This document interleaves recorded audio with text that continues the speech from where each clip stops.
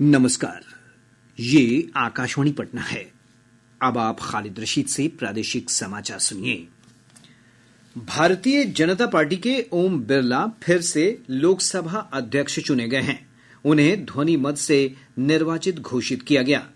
कांग्रेस ने इस पद के लिए के सुरेश को अपना उम्मीदवार बनाया था। हालांकि पार्टी ने अध्यक्ष पद के निर्वाचन के दौरान मत विभाजन की मांग नहीं की। अध्यक्ष चुने जाने के बाद प्रधानमंत्री नरेंद्र मोदी, विपक्ष के नेता राहुल गांधी और संसदीय कार्य मंत्री किरेन रिजिजू ओम बिरला को अध्यक्ष के आसन तक ले गए। इससे पहले आज सुबह सदन की कार्यवाही की शुरुआत में प्रधानमंत्री श्री मोदी और राष्ट्रीय जनतांत्रिक गठबंधन के 12 अन्य नेताओं ने श्री बिरला को अध्यक्ष के रूप में चुनने का प्रस्ताव पेश किया। वहीं विपक्ष की ओर से शिवसेना यूबीटी नेता अरविंद सावंत, राष्ट्रवादी कांग्रेस पार्टी शरद पवार की सुप्रिया सुले और समाजवादी पार्टी के आनंद भदौरिया ने श्री के सुरेश के पक्ष में प्रस्ताव रखा। प्रधानमंत्री नरेंद्र मोदी ने श्री बिरला को बधाई देते हुए कहा है कि श्री बिरला के दूसरी बार निर्वाचित होने से आज इतिहास बन रहा है। श्री मोदी ने कहा कि सदन अगले 5 वर्षों तक उनके मार्गदर्शन का लाभ उठाएगा। प्रधानमंत्री ने कहा कि सांसद के रूप में श्री बिरला का काम नए सदस्यों के लिए प्रेरणा स्रोत होगा। विपक्ष के नेता राहुल गांधी ने श्री बिरला को बधाई देते हुए कहा कि यह सदन लोगों की आकांक्षाओं का प्रतिनिधित्व करता है। उन्होंने श्री बिरला को सदन के सुचारू संचालन में विपक्ष के समर्थन का आश्वासन दिया। श्री गांधी ने कहा कि सहयोग विश्वास के आधार पर होता है और विपक्ष को अपने विचार रखने का अवसर दिया जाना चाहिए। इससे पूर्व 18वीं लोकसभा में नवनिर्वाचित सांसदों की शपथ लेने की प्रक्रिया कल पूरी कर ली गई। 2 दिनों तक चला शपथ ग्रहण समारोह प्रधानमंत्री नरेंद्र मोदी के शपथ ग्रहण के साथ शुरू हुआ था। श्री मोदी लोकसभा में सदन के नेता हैं। पहले दिन कुल 266 सांसदों ने शपथ ली और बाकी सांसदों ने कल शपथ ली। 5 सांसदों का शपथ ग्रहण नहीं हो सका। राष्ट्रपति द्रौपदी मुर्मू कल लोकसभा और राज्यसभा की संयुक्त बैठक को संबोधित करेंगी। इसके बाद मौजूदा सत्र में विधायी कार्य निपटाए जाएंगे। भोजपुर के आगियाओं विधानसभा सीट के लिए उपचुनाव में नवनिर्वाचित विधायक भाकपा माले के शिव प्रकाश रंजन को आज सदन की सदस्यता की शपथ दिलाई जाएगी।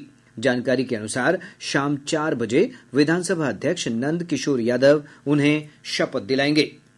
इधर रुपौली विधानसभा उपचुनाव के लिए नामांकन वापस लिए जाने का आज अंतिम दिन है। इससे पूर्व नामांकन पत्रों की जांच में 1 नामांकन रद्द कर दिया गया था, जबकि 12 उम्मीदवारों का नामांकन सही पाया गया है। राजद से बीमा भारती, जदयू से कलाधर प्रसाद मंडल और निर्दलीय शंकर सिंह समेत 12 उम्मीदवार मैदान में हैं। मतदान 10 जुलाई को होगा और मतों की गिनती 13 जुलाई को की जाएगी। राज्य के अधिकांश भागों में मानसून की सक्रियता से बारिश की परिस्थितियां बनी हुई हैं। राजधानी पटना और आसपास के क्षेत्रों में सुबह से ही बादल छाए हुए हैं। कुछ स्थानों पर हल्की वर्षा दर्ज की गई है। मौसम विभाग ने कहा है कि राज्य के उत्तर पश्चिम क्षेत्र से मानसून की ट्रफ रेखा गुजर रही है, जिसके प्रभाव से अगले 24 घंटों के दौरान उत्तरी भागों में कई स्थानों पर मध्यम से भारी बारिश का पूर्वानुमान है, जबकि पटना, गया, नालंदा, शेखपुरा, नवादा, बेगूसराय समेत प्रदेश के दक्षिणी भागों में अनेक स्थानों पर हल्की बारिश की संभावना है। विभाग ने कहा है कि अगले 2-3 दिनों में पूरे राज्य में मानसून के सक्रिय होने की संभावना है। इसे देखते हुए कल और परसों राज्य के उत्तरी भागों में कई स्थानों पर भारी बारिश का ऑरेंज अलर्ट जारी किया गया है। इस दौरान कुछ स्थानों पर तेज आंधी चलने और वज्रपात की भी आशंका है। पश्चिम चंपारण जिले के सिकटा प्रखंड अंतर्गत सिनुवरिया गांव में वज्रपात की चपेट में आकर आज एक महिला की मौत हो गई, जबकि एक बच्ची गंभीर रूप से घायल हो गई। सुपौल जिले के प्रतापगंज थाना क्षेत्र अंतर्गत दुअनिया मोड़ के पास NH-57 पर सड़क हादसे में मोटरसाइकिल सवार 2 युवकों की मौत हो गई। खगड़िया जिले के ST-SC विशेष अदालत ने एक महिला से दुर्व्यवहार के मामले में 2 दोषियों को 2-2 वर्ष कैद की सजा सुनाई है। साथ ही दोनों पर 3-3 हजार रुपए का अर्थदंड भी लगाया गया है। नवादा जिले के नेमदारगंज थाना क्षेत्र अंतर्गत भनैल लोदीपुर गांव में जमीन विवाद को लेकर 2 गुटों के बीच हिंसक झड़प में एक महिला समेत 3 लोग गंभीर रूप से घायल हो गए। जानकारी के अनुसार एक पक्ष ने दूसरे पक्ष के लोगों पर तेजाब से हमला कर दिया। इसके साथ ही आकाशवाणी पटना से प्रसारित प्रादेशिक समाचार का ये अंक समाप्त हुआ।